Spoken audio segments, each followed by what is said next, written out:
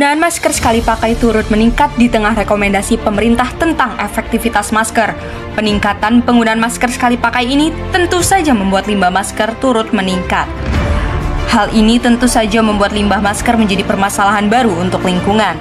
Tak jarang bahwa limbah masker ini kita temukan di tempat umum ataupun di tumpukan sampah yang mana seharusnya dipisah bersama dengan limbah medis lainnya. Hal ini tentu saja bertolak belakang dengan keputusan Menteri Kesehatan Republik Indonesia nomor HK.01-07-Menkes-537-2020 tentang pengelolaan limbah medis. Masker memang melindungi manusia dari ancaman virus, tetapi menjadi ancaman bagi lingkungan jika limbahnya tak diolah dengan tepat. Dan pada video ini, kami dari kelompok Gelirang akan memberikan opini tentang sampah medis, khususnya sampah masker sekali pakai, yang masih jarang orang perhatikan dan dapat merusak lingkungan, karena kurangnya kesadaran masyarakat akan bahayanya sampah medis ini. Dan inilah saatnya, yang muda, yang bergerak. Kami ingin mengajak seluruh mahesa untuk selalu mencintai lingkungan dan merawatnya, karena lingkungan yang bersih dan baik akan memberikan hal yang baik juga nantinya untuk kita semua. This is the time for much change better.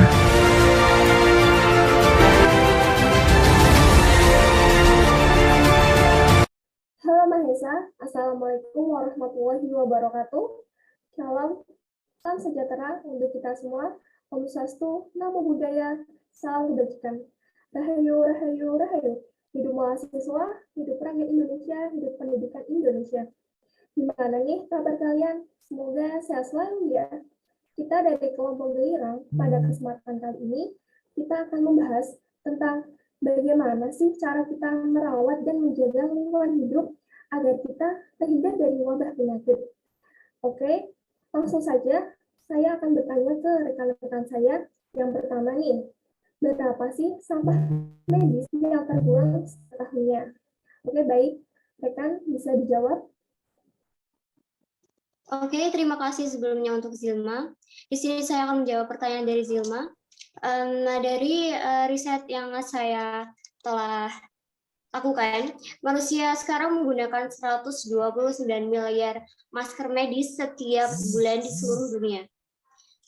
Dan menurut penelitian dari Frontiers of Science and Engineering, satu bulan itu ada 31 hari. Maka penggunaan rata-rata masker sekali pakai sekitar 2,8 juta masker per menit. Nah, jika per menit aja udah miliaran nih, bagaimana jika sehari, satu minggu, satu bulan, bahkan satu tahun? Itu udah banyak banget, bahkan sampai bisa dikatakan triliunan. Dan manusia itu kan kita tidak tahu nih kegiatan manusia itu apa aja. Manusia bisa menggunakan masker sekali pakai satu hari itu 10, bisa sampai 10 bahkan lebih. Kalau menurut saya penggunaan masker yang telah dibuang itu bisa mencapai triliun, dan itu riset dari saya. Sekian dari saya, terima kasih, dan selanjutnya akan diterangkan oleh Fadilah Kamil. Terima kasih. Oke, saya izin lanjutkan dari pernyataan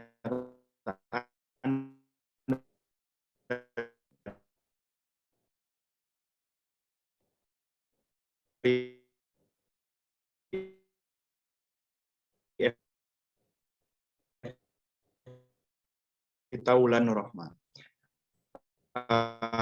WHO kira 140 juta alat tes yang berpotensi menjadi 2.600 ton yang sampah yang sebagian besarnya adalah plastik dan limbah kimia. Selain itu, laporan WHO juga memperkirakan sekitar 8 miliar dosis vaksin yang didistribusikan secara global telah menyumbang 144.000 ton sampah dalam bentuk vial kaca, alat, dan jarum suntik, serta box pengaman. Hal ini menjadi suatu hal yang menakutkan karena sampah medis yang sebanyak itu semenjak dimulainya pandemi COVID-19. Oke, sekian dari saya, dilanjutkan oleh rekan saya yang lainnya. Oke, baik. Terima kasih untuk Evita dengan Fadil atas opini yang kalian berikan. Nah, lanjut ke pertanyaan kedua, yaitu sudah benarkah kita membuang sampah medis ini? Oke, baik, rekan bisa dijawab. Oke, terima kasih Zilma atas waktunya. Nah, menurutku kebanyakan dari masyarakat itu membuang sampah masih sembarangan ya. Nah, kadang juga membuang sampahnya itu di tempat sampah dan tidak dilakukan dengan cara yang benar. Nah, menurutku itu salah banget loh. Cara yang benar itu berdasarkan pedoman dari Kementerian Kesehatan, langkah-langkah pengelolaan masker bebas dari masker adalah satu, mengumpulkan masker bebas sekali pakai. Yang kedua itu melakukan disinfeksi terhadap masker bekas tersebut. Disinfeksi merendam masker dalam larutan disinfektan, klorin, atau pemutih. Yang ketiga, merubah bentuk masker setelah dilakukan disinfeksi.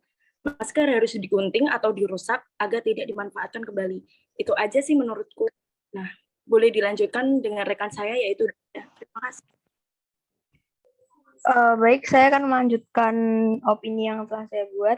Yang keempat yaitu buang ke tempat sampah domestik setelah dibungkus plastik yang rapat sesuai dengan edaran Menteri Lingkungan Hidup dan Kehutanan.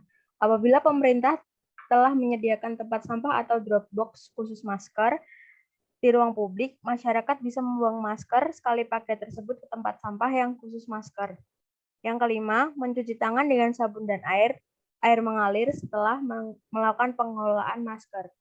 Itu sekian dari saya. Terima kasih. Next. Ini ada pertanyaan ketiga nih. Gimana sih cara kita mengurangi sampah medis tersebut agar tidak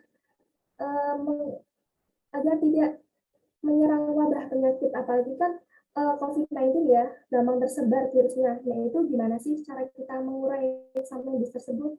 Oke, boleh dijawab.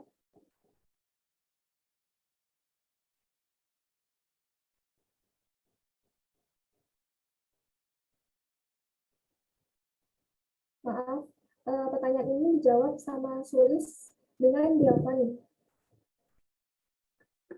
Oke, untuk mengurangi timbulan sampah, dihimbau agar masyarakat dapat beralih menggunakan masker kain yang dapat digunakan ulang.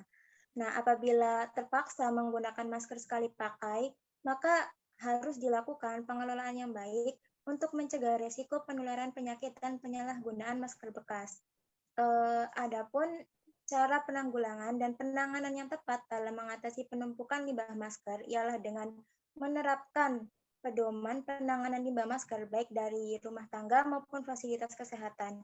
Kemudian pengelolaan yang paling efisien dalam penanganan limbah masker ialah dengan dibakar atau diinsinerasi agar dapat dipastikan virus atau mikroorganisme mati dapat mereduksi volume limbah secara signifikan. Kemudian ada proses lain yang dapat dilakukan, yaitu dengan sterilisasi menggunakan autoclave atau proses memanfaatkan uap pertekanan.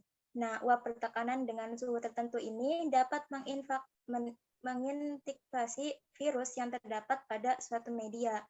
Nah, menurut John Abraham et al., inaktivasi COVID-19 ini pada media kain atau masker dapat menggunakan termal atau temperatur rendah dengan waktu kontak tertentu. Contohnya kayak 3 menit pada temperatur 75 derajat Celcius, 5 menit pada temperatur 65 derajat Celcius, dan 20 menit pada temperatur 60 derajat Celcius.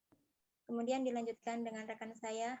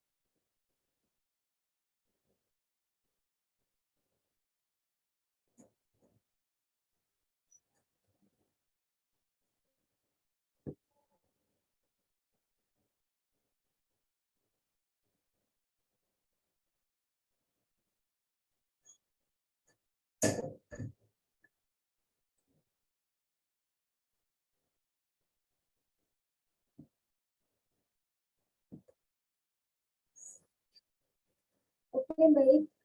Pertanyaan yang keempat nih, apa dampak dari sampah medis ini jika tertimbun banyak dan tidak ditangani dengan cepat? Oke, baik, rekan bisa menjawab pertanyaan yang keempat ini.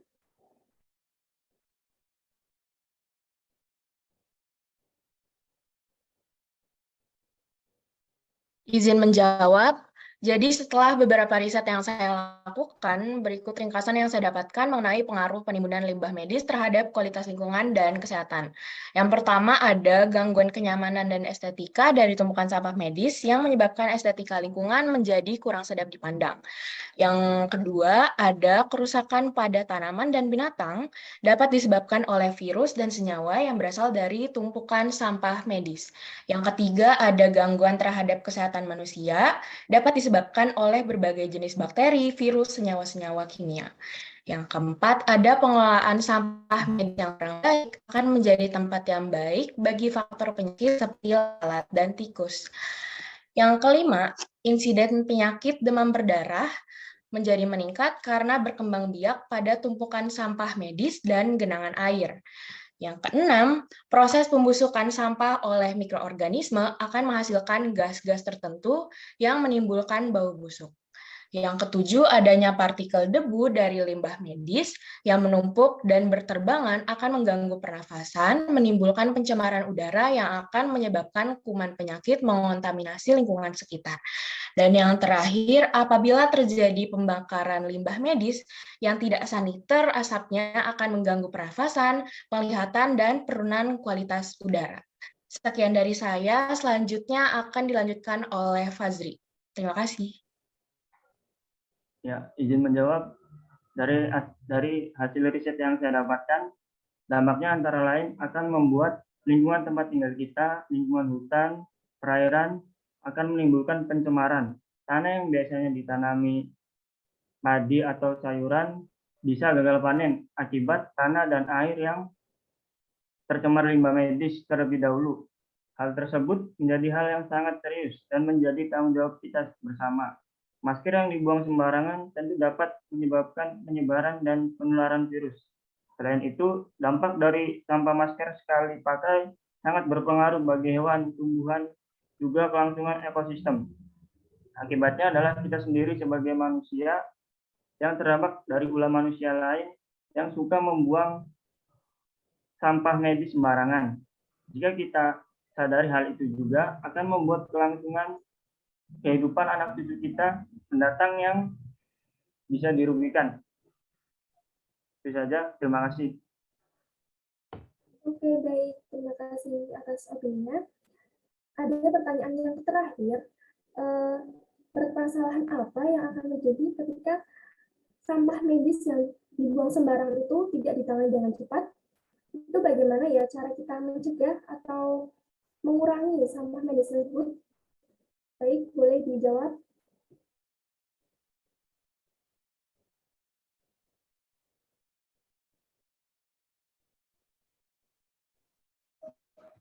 Baik, izin menjawab.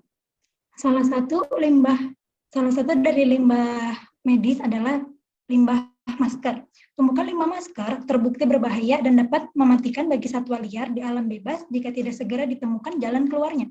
Ketika masker wajah sekali pakai dibuang begitu saja, barang tersebut dapat merusak lingkungan dan hewan yang juga hidup di muka bumi. Demikian yang diungkap oleh Asli Fruno dari kelompok hak asasi hewan. Ada sejumlah peristiwa yang menunjukkan masker ini tuh menimbulkan masalah bagi hewan. Sebagai contoh, di Malaysia terjadi peristiwa seekor monyet kecil terlihat sedang mengunyah tali masker sekali pakai yang terbuang di jalanan begitu saja. Hal tersebut dapat berdampak tersedaknya seekor monyet kecil tersebut hingga dapat meninggal. Karena pada hakikatnya hewan sulit untuk membedakan mana yang bisa ia makan dan mana yang tidak bisa ia makan. Terjadi pula hal serupa di Inggris. Seekor burung camar tidak bisa bergerak selama seminggu karena kakinya tersangkut di tali masker sekali pakai. Tali telah mengencang di sekitar kaki burung tersebut hingga membuat persendiannya bengkak dan sakit. Nah, jika tidak segera diatasi, dapat menyebabkan bertambahnya masalah lingkungan yang dampaknya tidak hanya dirasakan oleh manusia. Akan tetapi, oleh satwa maupun tumbuhan yang sama-sama hidup di muka bumi ini. Nah, untuk selanjutnya akan ditambahkan oleh rekan saya, Margaret. Baik, saya akan melanjutkan pendapat dari Nurhalizah. Untuk ini, saya ingin menjelaskan bahwa limbah kesehatan itu mengandung zat-zat yang berbahaya, mulai dari patogen, genotoksik, bahan kimia, dan radioaktif. Menurut saya, jika tidak segera ditangani, maka akan menyebabkan hal-hal yang lebih bahaya lagi. Menurut WHO, hal ini akan menyebabkan yang pertama infeksi, yaitu limbah medis yang biasanya mengandung patogen penyebab infeksi, yaitu virus dan bakteri, dan seringkali menyebabkan sesak nafas. Terus yang kedua ada limbah medis dikarenakan mengandung bahan kimia yang berbahaya bisa memicu keracunan jika tidak dibuang dengan tepat. Dan yang terakhir ada kandungan dari zat genotoksik yang menurut riset dari Finlandia menyebabkan resiko peningkatan keguguran dan memicu kanker. Menurut saya dengan penyebab-penyebab ini, maka perlu disebarkan lagi informasi mengenai dampak jika sampah-sampah ini tidak segera ditangani. Selanjutnya akan dilanjutkan oleh teman saya, Lina.